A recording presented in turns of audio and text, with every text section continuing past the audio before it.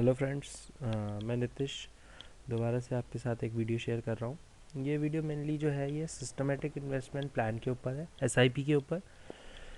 मेरे काफ़ी दोस्तों को बहुत प्रॉब्लम हो रही थी एसआईपी पे इन्वेस्ट करने के लिए, तो मैंने सोचा क्यों ना एक वीडियो बना के आप लोगों की मदद करी जाए। ठीक है, तो सबसे पहले सवाल आता है एसआईपी होता क्या है। एसआईपी का फॉर्म होता है सिस्टमेटिक इन्वेस्टमेंट प्लान। देखिए, इसके नाम में ही सब कुछ बता रहा है। जो सिस्टम से अगर हम एक सिस्टम से चलें और एक इन्वेस्टमेंट अपना प्लान बनाएं कि मैंने ये 20 साल के लिए करना है, या मैंने ये 25 साल के लिए करना है, या मैंने ये 2 साल के लिए करना है इन्वेस्ट, तो उस हिसाब से अगर मैं कोई प्लान बना के इन्वेस्टमेंट कर रहा हूँ on monthly, weekly, quarterly, half yearly और इवन ईयरली बेसिस, तो उसको मैं कहूँगा सिस्टमेटिक इन्वेस्टमेंट प्लान। ठीक है, तो अब हम आते हैं कि what is a systematic investment plan. ठीक है, any recurring and periodic investment done in financial products like mutual fund, stock, etc. is considered as systematic investment plan। देखिए क्या होता है, मैंने अभी आपको बताया कि जो हम एसआईपी करा सकते हैं वो क्वार्टरली बेसिस हो सकता है, वो हाफ ईयरली हो सकता है, वो ईयरली हो सकता है, वो मंथली भी हो सकता है और इवन वो वीकली भी हो सकता है। अगर मान लीजिए आप आज थर्सडे है, आप थर्सडे को 500 रुपये जमा करा रहे हैं, आप नेक्स्ट थर्सडे भी 500 कराएंगे, उसके नेक्स्ट थर्सडे भी 500 करेंगे, उसके नेक्स्ट थर्सडे भी 500 कराएंगे। ऑन एन एवरेज एक मंथ में 4 वीक्स होते हैं। ठीक है, मतलब 4 बार थर्सडे पड़ता है, कभी 5 भी पड़ जाता है, लेकिन ऑन एन ज़्यादातर। ठीक है, तो अब क्या हुआ कि मैंने 5 5 5 5 4 बार 500 रुपये इन्वेस्ट करे, तो मतलब मेरे 2000 रुपये मंथली इन्वेस्ट हो गए हैं। अब ये जब मैं मंथली अगर 2000 इन्वेस्ट कर रहा हूँ और मैं कहता हूँ नहीं मैं 25 साल तक इन्वेस्ट करूँगा, तो कंपाउंडिंग की वजह से और हमारी वैल्यू बढ़ने की वजह से ये हम इन्वेस्ट करेंगे लगभग लगभग 5-6 लाख रुपए 20-25 सालों में, बट हमें जो वैल्यू मिलेगी वो करीबन 60-70 लाख भी मिल सकती है अगर मैं एक एवरेज रिटर्न जो कि 15% का एवरेज रिटर्न मान के चल रहा हूँ वो करूँ, तो भी मुझे आराम से 50-60 लाख रुपीज़ मिल जाएंगे, जो कि मेरे रिटायरमेंट के लिए हो सकता है, किसी के बच्चों की शादी के लिए हो सकता है, किसी के बच्चों की पढ़ाई के लिए यूज़ हो सकता है। तो वो आपका गोल है जिसके लिए आप इन्वेस्ट कर रहे हैं। ठीक है, अब सिस्टमेटिक इन्वेस्टमेंट प्लान और SIP is a smart and hassle free mode for investing money in mutual fund. SIP allows you to invest a certain predetermined amount at a regular interval. SIP is a planned approach toward investment and help you inculcate the habit of saving and building wealth for future. देखिए,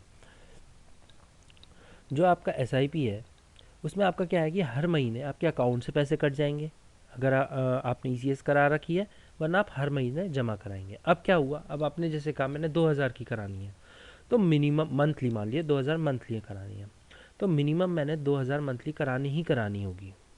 maximum मैं और भी दे सकता हूँ और भी ले सकता हूँ, वो मैं अभी आपको आगे बताता हूँ कैसे होगा, लेकिन मैं 2000 की मिनिमम लूँगा। अब मान लीजिए मेरा जो म्यूचुअल फंड है जो मैं लेना चाहता हूँ वो 50 रुपये की उसकी NAV है। अब NAV क्या होती है, NAV होती है कि म्यूचुअल फंड हमें किस रेट पे अपना एक यूनिट बेचेगा।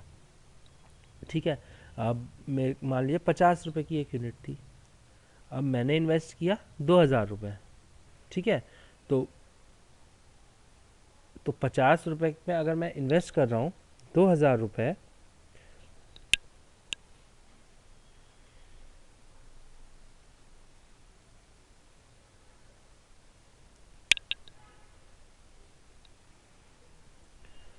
तो मेरे पास 40 यूनिट उसकी आ गई। ठीक है, 50 रुपये के हिसाब से। अब मान लीजिए वो 50 का 10 साल बाद उसकी NAV 100 हो गई। बीच में डिविडेंड्स भी मिलते हैं, कुछ और भी कैश मिलता है अमाउंट, लेकिन वो फिर उसी में लगा देता है, कंपाउंडिंग होती है मेनली इसमें। ठीक है, मान लीजिए वो हो गए आपके 5 साल बाद वो उसकी NAV 100 रुपये हो गई, तो मेरे पास कितने हो जाएंगे, उस 2000 के मेरे 4000 रुपये हो जाएंगे।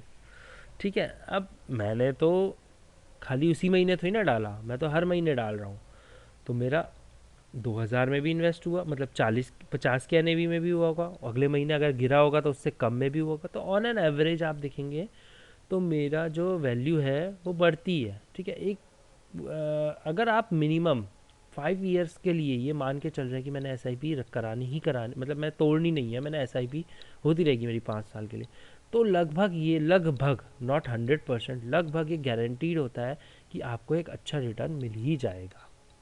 ठीक है, बाकी आप कौन से फंड्स में जाते हैं वो उसके ऊपर भी डिपेंड करता है। ठीक है, अब आ गए हम why should you do SIP। देखिए ये बहुत इंपॉर्टेंट है कि हम करें क्यों। खाली ऐसा नहीं कि हमने कोई करना है तो करना है, ऐसा कोई रूल नहीं होता। आपका पैसा है, आपको सही जगह इन्वेस्ट करना चाहिए। ठीक है, अब जैसे मैंने ही लिया, तो मैंने क्या सोच के लिया, मैंने कहा मैं अभी, मेरी एज 27 है। ठीक है, मैं ये सोच के चल रहा हूँ कि मैं आज से 25 साल बाद मेरे पास एक सही अमाउंट होना चाहिए, ताकि मेरे को कोई प्रॉब्लम ना हो, मेरे 60s में मेरे को कोई प्रॉब्लम ना हो। तो मैंने क्या किया, मैंने एक SIP कराई 25 ईयर्स मिनिमम, इतना सोच के। मे बी वो 26, 27, 28, 29, 30, गॉड नोस कितना चलेगा, बट मैंने मिनिमम 25 ईयर्स सोच के चल रहा हूँ मैं। ठीक है, तो उसमें क्या हुआ कि मेरा टारगेट रिटायरमेंट है। ठीक है, ये इस SIP का, ये 2000 रुपीज़ की SIP है, ये सिर्फ रिटायरमेंट है मेरा इसमें। अब मान लीजिए 1 साल या 2 साल बाद मेरा कोई और गोल होता है, मैंने एक अच्छी कार लेनी है, कार मैंने लेनी है अगले 5 सालों में, मतलब 2 साल के बाद 5 साल, तो मतलब मेरे पास अगले 2 साल बाद जब मैंने कहा कि मैंने 5 साल बाद कार लेनी है, तो मैं उसको अपना टारगेट बना के कि मेरे पास 5 साल बाद 10 लाख रुपए होने चाहिए, मैं एक अपना टारगेट बनाया और उसको मैं देखूंगा ऑन एवरेज 5 साल का रिटर्न कितना निकल रहा है, उस हिसाब से मैं क्या कर सकता हूँ, एक SIP कर सकता हूँ सही फंड में। सही फंड कैसे चुने ये हम आगे पढ़ेंगे, आगे मैं आपको बताऊंगा। ठीक है, अब जैसे हम देखते हैं, look at the past 18 years data in any 10 years period, the worst performance of Sensex is 8%, which is even higher than the average post tax return on fixed income. Please note again this was the worst case. देखिए अब क्या क्या कहता है, अगर मैं पिछले 18 सालों का डेटा उठा के देखूं, जिसमें 2008 भी है शामिल, याद रखिएगा 2008 फाइनेंशियल क्राइसिस। ठीक है, तो और उसमें कोई भी 10 साल का एक टर्म ले लूं, तो उसकी जो एवरेज रिटर्न आई है वो 8% आई है। और वो अगर मैं वही FD का भी 10 ईयर्स का उठा के चलूं और FD का रिटर्न देखूं, तो वो फिर भी अपने वर्स्ट टाइम में भी सेंसेक्स ने FD से ज़्यादा रिटर्न दिया है। ठीक है, तो मैं यही बोलना चाह रहा हूँ कि अगर हम टाइम पीरियड सही लेके चले, 1 साल 2 साल का टाइम पीरियड ना लें, तो equity is the best way to go. ठीक है, और एक बात और बोलना चाहता हूँ मैं, देखिए इक्विटी SIP क्यों करनी चाहिए। देखिए आजकल सबका मानना है कि हम इक्विटीज़ में पैसा लगाएं, हम ये शेयर खरीदें वो शेयर खरीदें, लेकिन हम उस बैकग्राउंड के नहीं हैं कि हमें वो ख़रीदना आता है कौन सा सही है कौन सा गलत है। अगर हम डायरेक्ट इसमें शेयर मार्केट में जाएंगे तो हम अपना पैसा गंवाएंगे ही। 99% लोग गंवाते हैं, ये ट्रुथ है। ठीक है, तो अब म्यूचुअल फंड क्या करता है, म्यूचुअल फंड एक बंदा हायर कर लेता है जिसका काम ही यही है पैसा लगाना, और जिसको 20 साल 25 साल का एक्सपीरियंस है। वो क्या करेगा, हमसे पैसे लेता है और आगे मार्केट में लगाता है।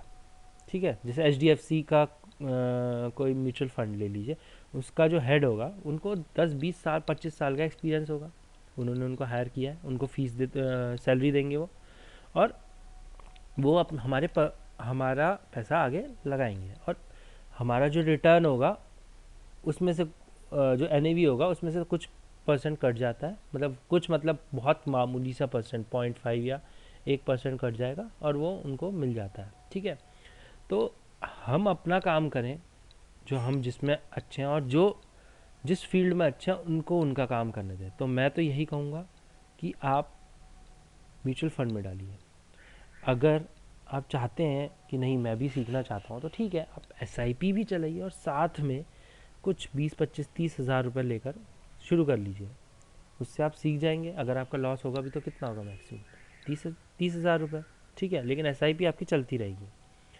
अब देखिए, आप सेट अ टारगेट अमाउंट, ये मैं आपको एग्जांपल बता चुका हूँ कि मैं अगर मेरा गोल है कि मैंने एक कार लेनी है 10 लाख की, तो मैं एक टारगेट बना के उतने टाइम पीरियड का उतना पैसा डालूंगा। अब figure out your plan goal. What is the purpose of investment? To grow your wealth और टू प्रोटेक्ट इट और to use it toward a specific expenditure in few year. Whatever we do in our life, the goal, purpose, objective should be well thought of और of, else we are doom to wander in randomness. देखिए क्या कहता है, कुछ नहीं है, सिर्फ इतना बोला है इस पैराग्राफ में कि जो मैं आपको बता चुका हूँ कि आपका जो गोल है आप उसको सोच के करिए। अगर आप चाहते हैं कि मैं ज़्यादा पैसा ना आए, मेरा रिस्क कम हो और नुकसान भी ज़्यादा ना हो, अगर इन केस कभी बैड इवेंट्स होते हैं या कुछ भी होता है, फाइनेंशियल क्राइसिस आती है मार्केट में, कुछ भी आता है, तो मेरा प्रोटेक्टेड रहे अमाउंट, ठीक है। तो हम उस हिसाब से म्यूचुअल फंड में डालेंगे उस केस में। और अगर आप चाहते हैं कि यार 20,000 रुपये ठीक है 5 साल में दुगने हो जाए, थोड़ा रिस्क ज़्यादा रहे लेकिन रिटर्न भी ज़्यादा मिले, तो हम मिड कैप, स्मॉल कैप इसमें डाल सकते हैं, ठीक है। इसके बारे में मैं आपको नेक्स्ट वीडियो में बताऊंगा कि mid cap, small cap, multi cap 5 type के होते हैं, वो मैं आपको नेक्स्ट स्लाइड में भी थोड़ा सा इंट्रोडक्शन दे दूंगा उसका। अब is it safe to invest in SIP? देखिए मेरा पर्सनल मानना ये है, अगर मैं मिनिमम 5 इयर्स के लिए ले रहा हूँ तो मुझे लगता है कि वो FD से अच्छा रिटर्न देगा, ठीक है। बाकी ये मार्केट जो आपका SIP है वो मार्केट से लिंक्ड है, तो अगर मार्केट में बहुत बुरा कुछ हो जाता है तो आप नेगेटिव रिटर्न के लिए भी तैयार रहिए। ऐसा नहीं है आपको पॉजिटिव रिटर्न ही मिलेगा, नेगेटिव रिटर्न भी मिल सकता है, ठीक है। मतलब आपकी NAV की वैल्यू कम होगी, मतलब आपके टोटल अमाउंट जो आपका मनी है उसकी वैल्यू भी कम हो जाएगी, ठीक है। The amount of risk associated depend on various factors like type of funds, large, mid, small, diversified, depth, balance, liquid, do and so fourth.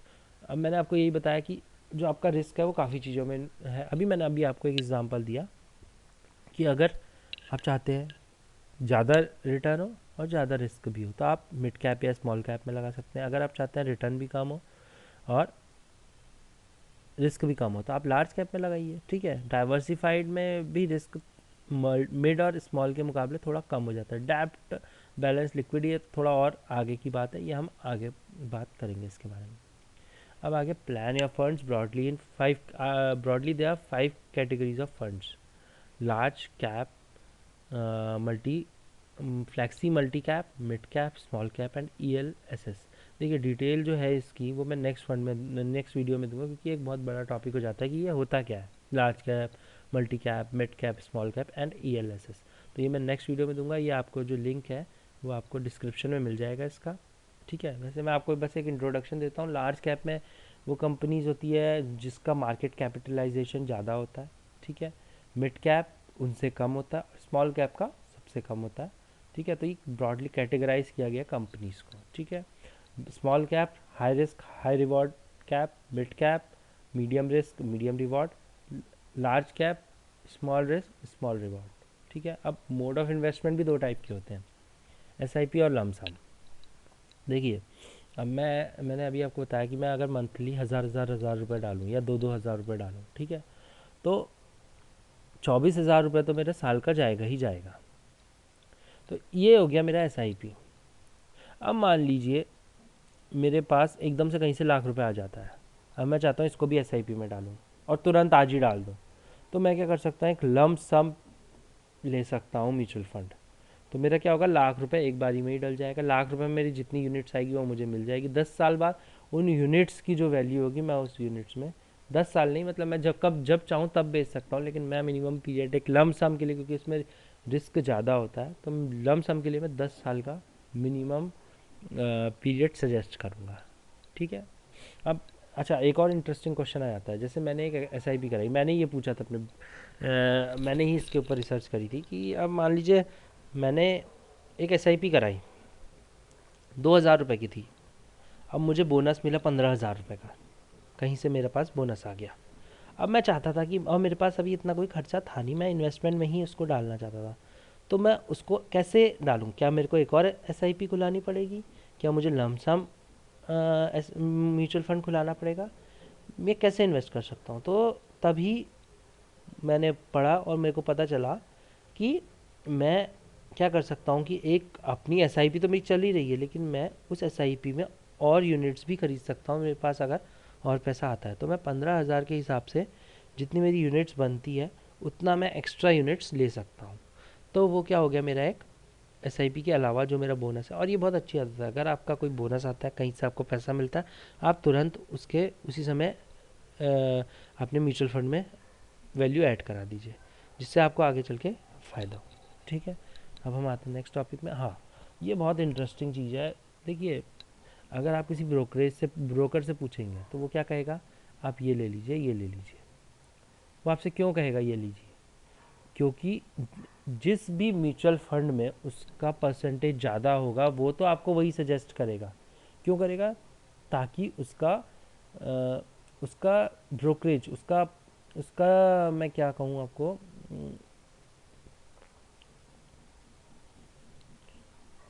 उसका कमीशन जो हो वो ज़्यादा हो। सिंपल सी बात। ठीक है, कमीशन बेस्ड काम है इसमें क्या होता है, हमारी एनएवी से कुछ वैल्यू अगर हम डायरेक्ट ना लें, ग्रोथ लें, तो हमारी एनएवी से कुछ वैल्यू कम हो जाती है।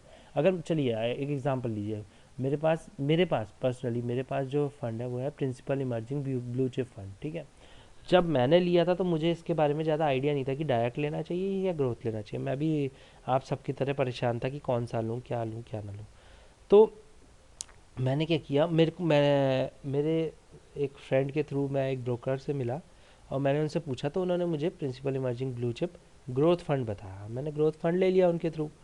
अब कुछ टाइम बाद जब मेरे को इस सेक्टर में मज़ा आने लगा, मैंने इसके ऊपर कुछ पढ़ाई करने लगा और पता करने लगा, तो मुझे पता चला कि फंड्स दो टाइप के होते हैं, डायरेक्ट एंड ग्रोथ। मतलब होते तो डिविडेंड भी होते, लेकिन मेनली जो जिसमें अगर आपने डिविडेंड नहीं चाहिए आपको और आप इसी में कर रहे हैं तो डायरेक्ट और ग्रोथ होता है। अब प्रिंसिपल इमर्जिंग ब्लू चिप, उसके दो प्लान हो गए, डायरेक्ट और ग्रोथ। अब मैंने डायरेक्ट डाला, उसकी एनएवी थी 124, और जैसे ही मैं ग्रोथ डालूँ उसकी एनएवी 118। मैंने कहा मेरे को 6 रुपये का घाटा क्यों हो रहा है? तब मैंने जब पढ़ा इसके बारे में तो मुझे पता चला कि जो 6 रुपये है वो एक तो कुछ तो वो अपना खर्चा जो है ग्रोथ मतलब वो जो फंड है उसका 6 रुपये चार्जेस हैं, एक तरीके से आप ये समझ लीजिए, जो कि ब्रोकरेज और बीच में जितने भी आपके लोग होते हैं उनके में बटता है एक तरीके से। तो मैं क्यों अपना 6 रुपये उनको दूँ? अगर मेरे पास 25 साल बाद 10,000 यूनिट हो जाती है तो 6 रुपये आज है, तो मान लीजिए 20 साल बाद या 10 साल बाद वो 10 रुपये का गैप आ जाता है, हम पर 10,000 यूनिट है, तो 10,000 को मैं अगर 10 से मल्टीप्लाई करूँ तो 1,00,000 रुपये मैं उनको दे रहा हूँ, तो मैं क्यों दूँ?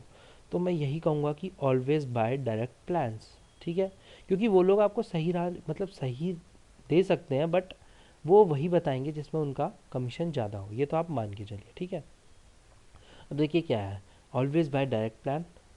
योर ब्रोकर और bank relationship manager is product seller.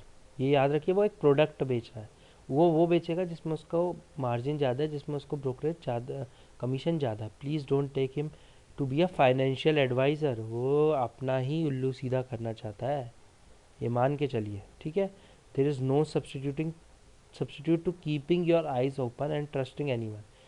आपका पैसा है, आप ही उसके ऊपर केयर करेंगे, बाकी कोई आपके पैसे के लिए केयर नहीं करेगा। वो तो सिर्फ ये देखेंगे कि ये मेरा पैसा कैसे बने बस। तो मैं आपको यही सजेस्ट करूँगा, डायरेक्ट प्लान लीजिए। अब बात आती है कि हम कौन सा प्लान लें, वो मैं आपको नेक्स्ट वीडियो में पक्का बताऊँगा। कुछ आपको प्लान सजेस्ट करूँगा। काफ़ी सारे प्लान्स हैं मार्केट में जो अच्छा रिटर्न दे रहे हैं। इनफैक्ट इस साल तो लगभग सभी अच्छे 5 स्टार जो फंड्स हैं उन्होंने 40% एंड अबव, अगर मिड कैप की बात करूँ, दिए हैं। तो मैं आपको यही कहूँगा, डायरेक्ट प्लान चूज़ करिए। अगली वीडियो ज़रूर देखिएगा, आपको समझ में आ जाएगा कि आप कौन कौन से प्लान से वो ले सकते हैं, मतलब आप कौन कौन सा प्लान ले सकते हैं, कौन कौन सा म्यूचुअल फंड ले सकते हैं। ठीक है, तो आप नेक्स्ट वीडियो ज़रूर देखिएगा।